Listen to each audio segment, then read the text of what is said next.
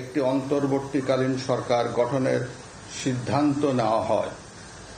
সকল দল ও অংশীজনদের সাথে আলোচনা করে গঠিত অন্তর্বর্তীকালীন সরকার যত দ্রুত সম্ভব নির্বাচনের ব্যবস্থা করবে।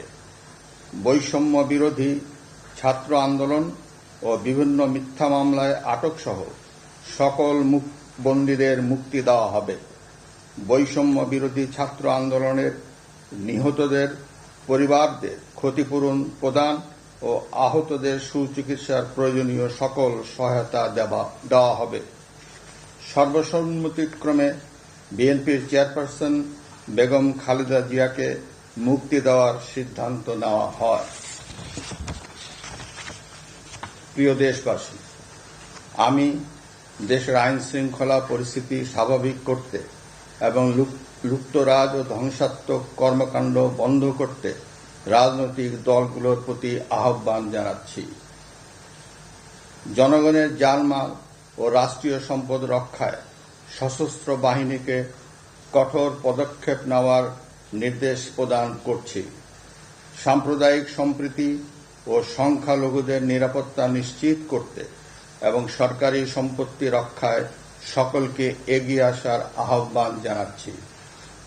দেশের অর্থনীতি, প্রশাসন ও শিল্প কল কারখানা চালু রাখার লক্ষ্যে সকলকে কার্যকর ভূমিকা রাখার আহ্বান জানাই।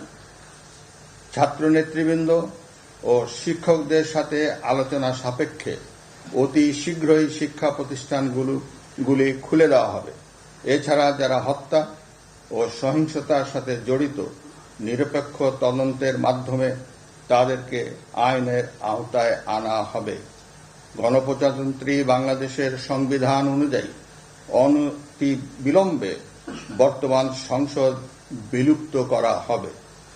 দেশের সকল অফিস আদালত আগামীকাল থেকেই স্বাভাবিকভাবেই চলবে।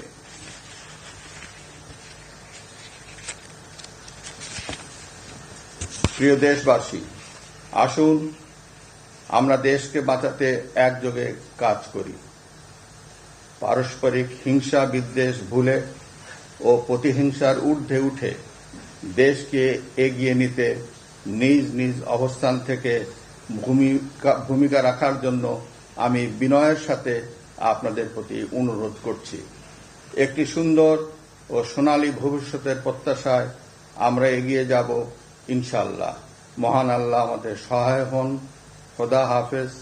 বাংলাদেশ